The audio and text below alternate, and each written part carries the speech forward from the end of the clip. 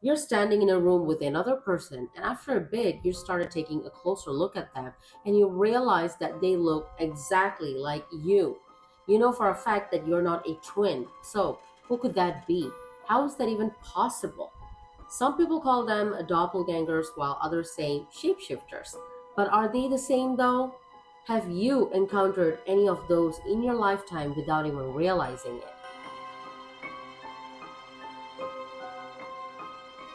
Hello, you guys. Welcome to my channel. I am Esther Vincent, also known as Liamia on social media.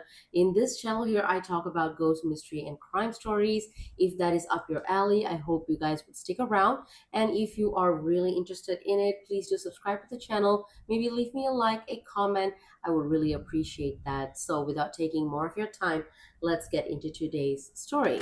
Across different cultures and different time periods, there have always been stories of people who swear they saw themselves or someone they knew in places that they should have never been. Sometimes the person is asleep at home, but then you just saw them outside.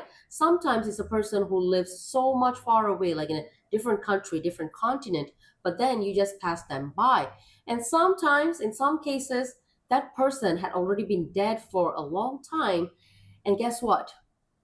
Yeah, you just saw them. Now, honestly, before reading into all of this, I thought doppelgangers and shapeshifters, they were basically the same thing. Like, a creepy thing, a spirit maybe that copies another person, makes an appearance, and that's it. Everybody panics and nobody sleeps a sound after that. But apparently, there's a difference. They are different. A doppelganger is usually described as an exact copy of a person, like the same face, the same voice, the same mannerism, like someone had copy paste a human being. A shapeshifter, on the other hand, is something supernatural that can take multiple different forms. Different cultures describe them as spirits, demons, tricksters, or evil entities that imitates human, animals, voices, and sound. Honestly, that sounds terrible. Because with a doppelganger, you know there's only two of you. But with a shapeshifter, though, who knows what's beneath it, what's underneath, what has changed into that person or that image. Something dangerous could have turned into anyone, anything at any time, right? So that's horrifying. But before we continue, I do have a question that I would like to ask you guys. Any of you guys out there, have you experienced anything like this before?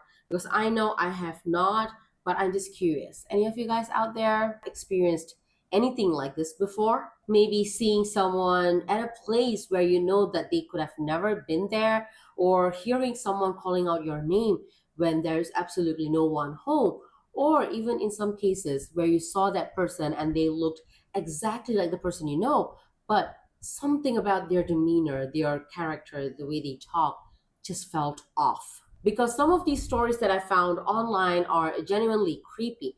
And the scariest part is most of them, they start off completely normal. All right, let's start with the first story that actually made me think about it because of how simple it happened. This happened to a mother who was waiting for her young son to come back from school. Nothing creepy, nothing supernatural. Well, not yet. Just a completely normal afternoon, and she was in the kitchen cleaning up after making lunch. And in her kitchen, there's like this huge window that overlooks her front porch, her driveway, and all of that. So when the bus comes, she would be able to see everything that's happening, right? As she was cleaning, she could hear the bus pulling up in front of her house. So she goes to the window and looks through the window. She could see her son jumping off the bus from that little staircase. So he jumps off. So she knows, all right, her son's back. Now, apparently, her kid has this habit of running to that said window, hiding under it or at its side, and waiting a few minutes before jumping out, shouting boo to scare his mom. A typical kid behavior, a tiny heart attack generator. So when he did not run through the front door immediately into the house, she assumed that this is what he's doing, hiding by the window to scare her. But now minutes were passing by and he has not jumped out shouting boo yet. So she walks outside to go look for him and he was nowhere near the window. At first she thought maybe he found a new hiding spot. So she started searching around the house. Now, she had already made a complete circle around her house and she did not find him. So she started shouting out his name, calling out for him. There was no response, like nothing. That's when panic kicked in, and I think any parents listening to this probably knows how terrifying those few minutes, few seconds would feel like. She's now running around the house, checking every corner that she could find, shouting out his name louder and louder, and then suddenly she hears it again for the second time, her son's school bus pulling up in front of her house. Again, the school bus came to a stop, the doors opened, her son came to the staircase, and again, like the first time, he jumped off from the last staircase to the ground, turned, said goodbye to his friends on the bus, and since he saw his mom outside, he ran to her just to give her, the leg hug. He hugged her legs. Can we imagine what would have gone through the mom's mind at that point? Maybe there's a logical explanation to that. Maybe she was tired. Maybe she did not get a good sleep. Maybe she imagined it, right? No, I don't know. But imagine seeing someone that you love with your whole heart, someone that you gave birth to, someone that you know everything about, clear enough for you to recognize them, just to realize later on that they were never there in the first place. Crazy. This is the kind of horror that sticks with people because of how subtle it was. There was no ghosts, no monsters, no screaming, but just a tiny moment where reality just felt slightly wrong. And if you ask me, these are the kind of stories that freaks me out. This other story that I found that somehow feels even creepier. Two best friends, let's say Amy and Beth, both 13 years old, and one day both of them are hanging out in one of their apartments. Then suddenly they decided, like, let's get out of here, let's get out of the apartment and go outside. And Amy was the first to reach the door. So when she opened up, a gush of cold wind hit her. So she says, "Ugh, so cold," end quote, and goes back in to grab her coat that was hanging on a chair in the living room. Once she got her coat, she went back to the front door, opened it up, and went out. All seems normal, right? But after this is where things start to get a little bit bizarre. Amy is now outside of the door, just standing, trying to put on her coat. That's when she sees Beth, her friend, walking slowly towards the staircase balcony overlooking the parking lot. Amy decides that she's going to sneak up and scare Beth. So after putting on her coat, she starts to slowly tiptoe, walking towards Beth from her back. That's when she sees Beth standing still and overlooking the railing. Now, Amy is very close to Beth right now, very ready to scare her. That's when Beth, like, literally whips back around, gives Amy a creepy white smile, and started running down the staircase towards the parking lot. Amy, thinking her friend is playing with her, starts chasing after her immediately. But when Amy finally reached the bottom, which was the parking lot, there was nobody there. There was no footsteps, no laughter, no giggles. Like, if Beth just reached there, she would have still been running if she wants to go and hide, right? But there was no Beth. And this was not a super crowded parking lot or anything like that. No, it was like afternoon, right? So many of the cars were outside. At that point, there was just two cars and there's just two staircases leading them back up. So Amy started searching for Beth everywhere. She could not believe that Beth could have hit herself in that 2-3 seconds gap that they had reaching down to the parking lot, right? So she was so confused as to where Beth had disappeared to. Finally, after 5 minutes of searching, she gives up and goes back to the staircase, heading back up to the apartment. And just as she reached the door, she opened it up and saw Beth literally walking towards the front door. Beth proceeds on to ask her, "Why did you just close the door, leave me in that house, and ran down the staircase?" Excuse me? Apparently, Beth was never standing near the corridor looking over the railing. Apparently, Beth was never running down the staircase to the parking lot. Beth explained, saying that when she heard Amy saying, "Ugh, it's so cold," when she opened the door, Beth ran back inside of the house to go to her room to get her coat.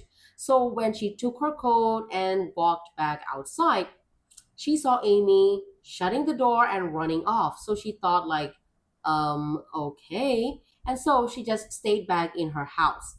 She never left. Meaning the person who was standing at the staircase balcony, running down the stairs, who turned and gave Amy, the white creepy smile, wasn't Beth at all. So, who was that? Imagine that for a second. Amy was running, chasing someone that she had known her whole life, her best friend. She would know her face, her smile, her body language, only to realize later on that Beth was never there. It was never Beth. Nah, absolutely not. I think I would just like, I don't know, move countries. Well, it's believed in so many different places. Like, would you be able to even talk back to the real Beth, normal back again? I know Beth has nothing got to do with this. She is a normal human being and all, but it's just so creepy. Now, what's interesting is every country, every culture has similar stories like this. In European folklore, doppelganger were considered terrible omens, like seeing your own double supposedly meant death, tragedy, or disaster was coming. Some people believed that that double wasn't even a human at all, but something imitating you. Who? But honestly, though, Europeans back then they were terrified of almost everything. Like you could have sneezed twice and somebody thought that a forest demon had cursed you and your bloodline. But even then, doppelganger stories they were treated differently. Then in Japanese folklore, you have beings like kitsune, fox spirits said to disguise themselves as humans. Some stories describe them appearing as beautiful women, travelers, or even people you already know. And in Native American folklore, certain legends speak of entities capable of mimicking voices, appearances, and human behavior. Creatures that lure people deeper into isolation, into the forest, into the creek by pretending to be familiar. Now, coming to my country, Malaysia, and we also have stories similar to this that are honestly terrifying, especially stories involving spirits that appear as someone that you trust, like people hearing their mother calling out their name from the outside of the house in the middle of the night. No, that's not your mother. Stories of husbands returning home early while the real husband is still out at work, still in the office. Stories of children claiming to see their grandparents in the kitchen or in their room while they have already passed away years ago. And these stories become even creepier because of how they're usually told to us or to anyone. So casually, like someone's auntie could be making tea in the kitchen and be like, oh yeah, I just remembered. By the way, if you hear someone calling your name in the middle of the night from the outside, don't answer, don't go out because that person or whoever it is calling from the outside might not be a human at all, might not be a person at all. So just put the blanket over your head and go back to sleep. Like, what? Excuse me? And everyone just goes about drinking the tea that was just made as if though the information that was just conveyed is not even creepy. Of course, there are also psychological explanation for these kind of stories now in this modern days, like maybe tiredness, lack of sleep, anxiety, memory distortions.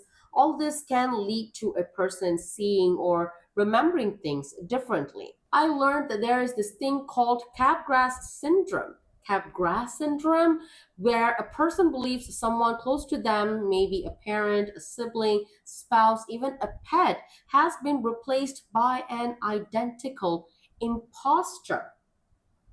Yeah, even though it sounds like a plot of a horror movie, but yeah, there's something like that. On a serious note, what makes these stories so unsettling is how detailed they are. People are not describing a shadowy figure, a blurry image, or a silhouette. No, they are describing someone that they know. The face, the voice, the way they move, everything feels completely real. And maybe that's why doppelganger stories, shapeshifter stories, mimic stories, they never really die because we normal human beings, normal people, tend to naturally trust familiar faces and voices. So if someday you saw something that looks exactly like someone you know, or maybe just like you, but you know for a fact that that is not them nor you, what would you do? And if any of you have any strange encounters with a doppelganger, mimic, or shapeshifter, spirits, or anything like that at all, leave them in the comment sections below because these kind of subtle stories are the most creepiest I'm curious. I would love to read them. If you feel like sticking around, do watch my other videos that would be popping up in a bit. If no, I would see you guys again in my next video. Until then, stay safe, take care. Don't forget to subscribe, maybe leave me a thumbs up, a comment. I would really love that. And I would see you guys again in the next video. Bye.